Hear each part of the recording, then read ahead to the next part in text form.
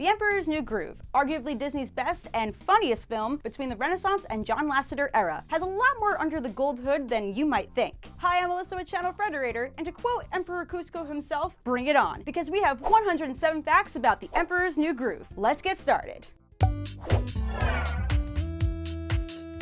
The Emperor's New Groove is the 40th film released by Walt Disney Animation Studios. The film was one of 3 theatrical releases by Walt Disney Animation in 2000, marking the busiest year in studio history. The other 2 films were Fantasia 2000 and Dinosaur. Although the title The Emperor's New Groove is seemingly a play on the short story The Emperor's New Clothes by Hans Christian Andersen, this film is surprisingly not one of the many Disney movies based on Andersen's work. The Emperor's New Groove wasn't always planned to be the buddy comedy it turned out to be. Roger Allers, who co-directed The Lion King with Rob Minkoff, originally pitched The Kingdom of the Sun as a loose adaptation of Mark Twain's The Prince and the Pauper, set in the ancient Inca Empire. The final version of the film, one film critic noted, owes a debt to Lucius Apuleius' The Golden Ass, a tale that centers on the arrogant man who turned into a donkey. Allers pitched the epic musical to Disney executives all the way back in 1994. Fresh off its hits like Beauty and the Beast and Allers' own The Lion King, Disney eagerly greenlit Kingdom of the Sun. In the early stages of production, crew members traveled to Machu Picchu in Peru and studied Incan culture, which heavily influences the look of Emperor Cusco's Golden Kingdom. For those of you who paid attention in world history, you may know that Emperor Cusco, the star of the film, is named after Cusco, the capital city of the Inca Empire. For those of you who didn't pay attention in class, you learned something new today. Emperor Cusco was originally named Manco. Which name do you like better? And it doesn't really matter because they already named him Cusco. While being developed as an adaptation of The Prince and the Pauper, David Spade was cast as the smug emperor, while Owen Wilson landed the role of the meek look-alike peasant. Wait, the shaggy blonde hair, the easygoing nature, the same blank stare? Maybe these two could reunite for a live-action remake in 2030. Disney previously adapted The Prince and the Pauper into a 25-minute film released in 1990, starring Mickey Mouse in both of the roles. Roger Allers, the original director of The Emperor's New Groove, and Mark Dindal, his successor, both worked on the project as storyboard artists. During Kingdom of the Sun's early days, Disney brought in Mark Dindal, who would go on to be the sole director of the film, to add levity and humor to what was a dark film in the early stages of production under Allers' direction. The darkness was especially present in the visual development artwork by animators John Watkiss, Colin Stimpson, and Paul Felix, among others. Missing from their vision are some of the more exaggerated and cartoonish traits of the final film's look and feel. The original story had David Spade's Emperor trading places with Owen Wilson's peasant for fun, but Eartha Kitt's Yzma discovers the switch and stages a coup. She turns the Emperor into a llama and runs the kingdom by blackmailing the peasant, and threatening to expose him as a fraud if he disobeys any of her commands. Spade's llama would then team up with a llama herder and romantic interest named Mata to journey back to the palace and reclaim his throne. Got all that? Although the original iteration of Mata was scrapped, she did survive to be the waitress at Mutka's Meat Hut. And Yzma was a bit more fleshed out, literally, in previous versions. She was the daughter of the kingdom's mortician, who taught her the magic of retaining her youth in one version. Another iteration saw Yzma plotting to steal the sun, which had wrinkled and aged her with its rays. Maybe that's why the filmmakers had fun poking at her wrinkles in the movie. The film's animators settled on purple as Yzma's main color, because it signifies madness. Wait, what does that say about Barney the dinosaur? Barbra Streisand was the original choice to voice Yzma, but she has never lent her voice to an animated production, and I guess didn't start with this one. Maybe next time? Thankfully, Eartha Kitt came in and took the role. She netted 3 Annie Awards and 2 Emmy Awards for the voice of Yzma. Now, I know what you're thinking. Emmys are TV awards, and how could Eartha win 3 Annies for one movie? More on that later. Stephen Anderson was eager to get started on what would eventually become Home on the Range, but he was first asked to join Kingdom of the Sun as a story consultant for a few weeks. Once he was offered the role of head of story on The Emperor's New Groove, he couldn't say no. Allers left the project in 1998 after 4 years of development. Director Mark Dindal pinpoints September 23, 1998 as the date where Kingdom of the Sun officially died. What followed was a 6-month production shutdown. Disney CEO Michael Eisner originally only gave them 2 weeks to rework the project, as Dindal teamed up with writer David Reynolds and head of story Stephen Anderson to craft a Chuck Jones-inspired comedy. The story change was especially tough on the animators, who were either sitting around doing nothing for a lot of the time, or asked to scrap entire sequences. Story artist Chris Williams said, "A lot of the movie was the search for the exact tone. We were in a little bit of uncharted territory. What should the movie feel like?" All of the movie's changes resulted in the loss of Andreas Deha, the project's lead animator on Yzma. He did not like the new direction and decided to go work on Lilo and Stitch instead. To keep the animation team together during script changes, supervising animator Eric Goldberg had the team animate the Rhapsody in Blue segment included in Fantasia 2000. Goldberg's prudent move had its downside, though. It played a part in delaying the start of Tarzan, infuriating then Disney CEO Michael Eisner even more. For an idea of what they were playing around with tone-wise, Anderson storyboarded an entire sequence where Cusco and Pacha hang out in Pacha's village and come across the community's pickle festival. In one iteration of the story, Pacha's town was known for its pickles. The story and genre change came down hard on Sting, whom Disney hired to compose original songs for Kingdom of the Sun. Sting wrote 8 original songs with collaborator David Hartley for the project, but most of their work was left on the cutting room floor, though some later made it into the soundtrack. Sting's frustration with the evolving production was captured in a documentary called The Sweatbox, directed by John Paul Davidson and Trudy Styler, Sting's wife. The documentary's title is a nickname for the Disney Animation Review Studio, which unfortunately had no air conditioning during the production of The Emperor's New Groove. Things got heated, literally. The Sweatbox debuted at the 27th Toronto International Film Festival in 2002, but since Disney owns the rights to the documentary, it has not been released to the public save for an online leak in 2012. Executive producer Don Hahn said that when he, Dindal, and producer Randy Fulmer visited Sting at his home in Malibu to tell them that they were cutting most of his original songs from the film, they actually had to have the conversation with Sting twice since the documentary crew wasn't filming properly the first time. Awkward much? One of Sting's compositions that did make the film was called Perfect World. Sting asked that the song, which opens the film, be sung by an artist younger than him, but Disney hired Tom Jones, who is 11 years older than Sting. That's got to, sting, I guess. My Funny Friend and Me is the Sting and Hartley tune that appears in the movie, playing over the end credits. The ballad earned the duo a Best Original Song nomination at the 73rd Academy Awards, but they lost to Bob Dylan's Things Have Changed from Wonder Boys. Sting definitely cared about the film's story, as he objected to one of the proposed endings, Cusco building his water park Custopia on a neighboring hill instead of Pacha's. Sting argued that this ending showed Cusco learn nothing on his journey, so Dindal and the team reworked it so that Cusco would live in a simple hut in Pacha's village. The Emperor's New Groove was the first animated film scored by composer John Debney, who went on to write the soundtrack for Chicken Little, The Ant Bully, the SpongeBob movie Sponge Out of Water, Ice Age Collision Course, and more. Speaking of songwriting, Patrick Warburton ad-libbed a suspenseful ditty for a scene where his character Kronk, Yzma's bumbling minion, goes out on a covert mission. Disney had Warburton sign over the rights to his creation in order to use the song in the finished film. And while we're on the subject of the made-up aspects of Kronk's repertoire, here's what Warburton had to say when asked about the squirrel language that Kronk speaks in the film. Well, I've gotta tell you, you really should be well versed in the languages of all woodland creatures. When story artist Chris Williams first pitched Kronk to the rest of the team, they immediately thought of Warburton's character David Puddy from the television series Seinfeld, and when they pitched the story changes to Disney executives, they played clips of Puddy to help. Guess it worked! After the shift to comedy, Warburton was a new addition to the cast along with John Goodman. David Spade and Eartha Kitt were the only cast members to survive the mid-production change. When Warburton initially got the character of Kronk, he wasn't sure exactly what he was. Was he an ogre? A robot? Either way, he knew he was going to enjoy being a lovable henchman. Despite their characters sharing most of their screen time together, Warburton and Kitt didn't share any time in the studio and recorded their roles separately. One supporting character who was cut as a result of the story changes makes an appearance as a candle holder in the dinner scene with Yzma, Cusco, and Kronk. Bucky the Squirrel, the plucky mischief maker who befriends Kronk and antagonizes both Cusco and Yzma, was originally included in Disney's storyboarding sessions merely to make people laugh. Those laughs earned him a permanent comedic presence in the story. Disney legend John Fielder voices the old man that Emperor Cusco has thrown from a building in the opening act. Fielder voiced Piglet in the Winnie the Pooh series from 1968 until his passing in 2005.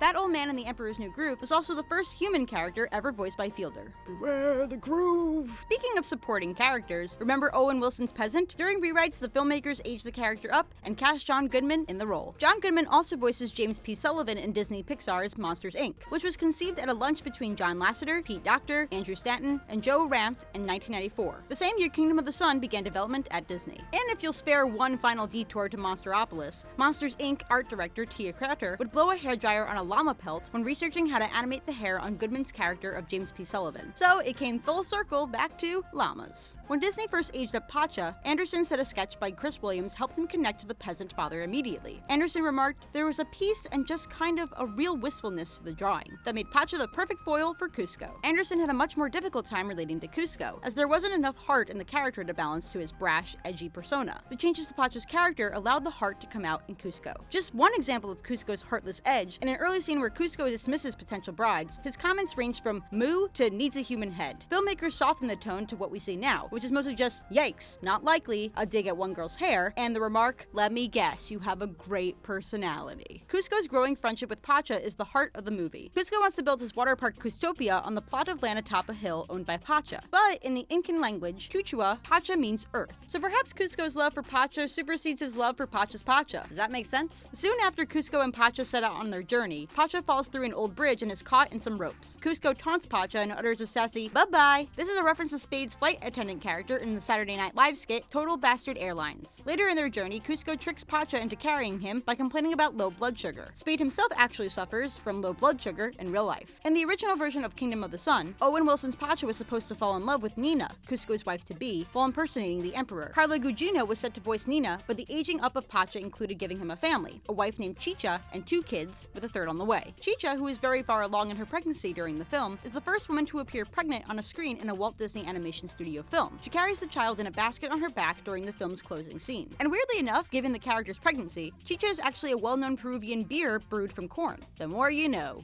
Pacha and Chicha's daughter, Chaka, and their son, Tipo, are portrayed by actress Kellyanne Kelso and actor Eli Russell Linnetz. Kelso moved on to a career outside of the entertainment industry, but Lintz has moved behind the camera. He most recently worked as the director of photography on the web series Wacko Smacko, released in 2015. In the recurring gag about Yzma's age, Tipo remarks that he doesn't believe Yzma's lie that she is Pacha's third cousin's brother's wife's stepbrother's great aunt, but his great aunt.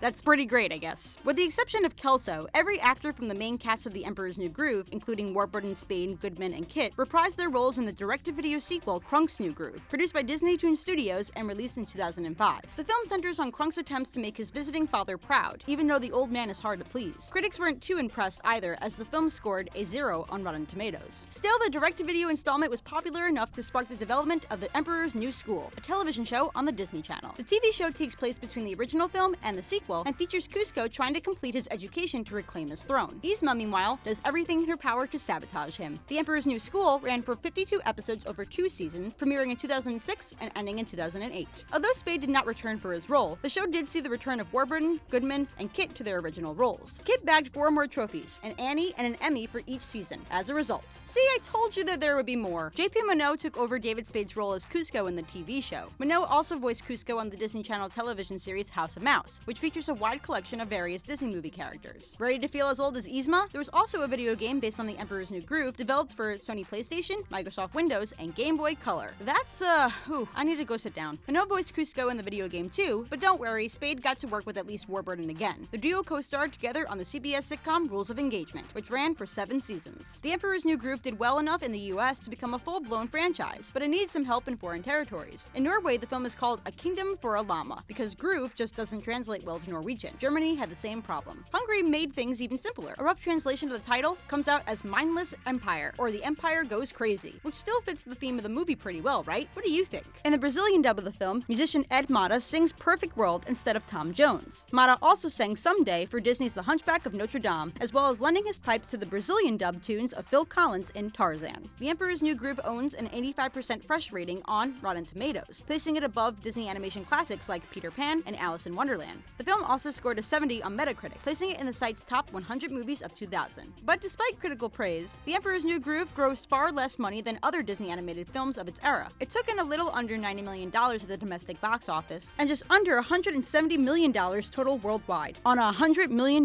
budget. Not a super great return on investment. For comparison, Disney Animation's Dinosaur grossed nearly $350 million worldwide that same year, with far less rosy reviews. Disney CEO Michael Eisner had feared during the reworking that the silly tone of The Emperor's New Groove was far too similar to that of 1997's underperforming Hercules. Hard to tell if that's what hurt it, but personally, we love the comedy. Although The Emperor's New Groove wasn't a box office smash, it did manage to outdo similarly themed DreamWorks animation flick The Road to El Dorado. To reverse William Shakespeare, all that's gold does not glitter. The Emperor's New Groove also seemed to be a victim of timing. It was released on December 15, 2000, just 16 days before 2001, the first year in which the Academy Awards introduced the category Best Animated Feature. Walt Disney Animation Studios did not win Best Animated Feature until the 86th Academy Awards held in 2014, when Frozen claimed the prize. 1 year later, Chris Williams won Best Animated Feature for Big Hero 6, a film he co-directed with Don Hall. David Mamet, the Pulitzer Prize-winning playwright, called The Emperor's New Groove script one of the most brilliantly innovative works from the film industry during that time. Han said that a friend of his remarked that The Emperor's New Groove was the best Warner Brothers movie Disney has ever made. Famed movie critic Roger Ebert enjoyed the Chuck Jones homage, writing, "The only word for it is cartoon. I mean that as a compliment." The Emperor's New Groove has numerous Easter eggs, including one in the opening title card, which bears a striking resemblance to the Star Wars saga's beginning text. Of course, this came a long time before Disney purchased Lucasfilm. Multiple hidden Mickeys also appear in the film. The mouse's signature silhouette appears on food platters in Kuzco's palace, in the smoke of a campfire started by Pacha, growing as part of jungle plants, rippling in water, and even in the pom-poms hanging from a sombrero on Yzma's head. Though there is no confirmation, fans speculate that one scene is a reference to Dindal's next movie, Disney's Chicken Little. When Yzma is ousted from Pacha's house, she ends up covered in honey and feathers and replaces a chicken piñata hanging from a tree. But that's not the sky falling, that's Yzma. In fact, this scene might have served as a nice bit of foreshadowing if story artist Jeff Ranjo had his way. He pitched and sketched Yzma turning into a chicken at the end of the movie. And here's a little more Disney foreshadowing. Chicha smacks smacks Kuzco in the face with a frying pan. This predates the running gag in 2010's Tangled, in which Rapunzel uses a frying pan as a weapon. And in reference to Disney's live-action comedy, George of the Jungle, Pacha swings from a vine and screams as he rescues Kuzco from hungry jaguars before they slam into a rock face. A little more painful than the trees that Brandon Fraser's George collided with. But the references extend beyond the Disney universe and into Hollywood lore itself. When Krunk rescues an unconscious Kuzco from falling down a waterfall, the camera pans out to a monkey eating a bug. This mimics a scene from the classic film Citizen Kane. Another nod pays homage to The Wizard of Oz. When Pacha and Kuzco raid Yzma's potion cabinet, Pacha scans over lions, tigers, and bears, only to find the human row empty. Off camera, Yzma says, "Oh my." Dindal and Fulmer both hated the joke, but Thomas Schumacher was the head of Disney Feature Animation at the time, insisted on its inclusion. To any obscure art collectors out there, story artist and Julie Andrews fan Stevie Werners actually drew up a sketch of Maria von Trapp and Kuzco arguing over ownership of the Peruvian hills. The artwork was revealed as part of the film's 15th anniversary celebration. Spoiler alert! 3, 2, 1. Yzma is turned into a cat at the end of the film in a nod to Eartha Kitt playing the Catwoman on the Batman television series in the 1960s. You were warned, but now the cat's out of the bag. And guess who voices the cat version of Yzma? Not Eartha Kitt, but director Mark Dindal. Another Batman reference? Well, much like Adam West's Batman utters, "To the bat poles," Yzma shouts to Krunk, "To the secret lab," right before they board a roller coaster car that takes them below ground. Does Mudka's Meat Hut look familiar? Well, if you've ever visited Burbank, California, it should. It's inspired by Bob's Big Boy, a famous burger joint less than 2 miles from the Walt Disney Studios lot. When Kuzco fires Yzma, one of his assistants gives Yzma a pink piece of paper, which is a reference to a pink slip. You know, that note given to employees by management to notify them of their termination? Tough break. And for those of you who are interested in cartoon conspiracies, when planks fall from a rickety bridge that Pacha and Kuzco walk across, the falling debris spells out the word damn letter by letter. And damn, look at all those anachronisms. Correct me if I'm wrong, but I'm pretty sure the Inca Empire didn't pioneer trampolines, roller coasters, and, I don't know, the wheel. But what Disney fan doesn't enjoy hearing the automated spiel, "Please remain seated and keep your arms and legs in at all times," much like they do at one of the Disney theme parks? It was used in the scene where Krunk and Yzma ride the metal cart to the secret lab. Krunk and Yzma pass several animal-shaped gates on the way to their secret lab. The first one is shaped like a cat, and meowing can be heard coming from it, which foreshadows Yzma's transformation later in the film. Did you notice it before? Last but not least, the animator snuck in a few llamas. Most prominent are the llama-shaped cacti in Yzma's lair, and the llama-shaped salt and pepper shakers at Mudka's Meat Hut. One more bit of llama fun: the only other llama with a name in the movie is Pacha's cart-pulling llama, Misty. She shares a name with a llama featured in the 1952 children's book Secret of the Andes. Though it came out back in 2000, Pacha eventually became a meme. When he describes how the sunlight hits his hilltop, Pacha closes his eyes, makes an OK gesture with his hand, and utters "just right." The meme was born on user 4chan's video game message board in January 2016, and continues to live on. As mentioned, Dindal went on to create The Emperor's New School for television, while Fillmore devoted himself to making bass guitars. The two teamed up once again for a music documentary called Restrung. It's based on Fulmer's bass guitar making. Executive producer Don Hahn, along with the internet, considers The Emperor's New Groove one of Disney's biggest cult films. The whole team got back together when Disney hosted a 15th anniversary celebration of The Emperor's New Groove in September 2015 at the El Capitan Theater in Hollywood, California. Before screening the film, Dindal, Fulmer, Williams, Anderson, Reynolds, and Hahn discussed the filmmaking process. The 15th anniversary event even included spinach puffs for those in the audience as they watched the movie.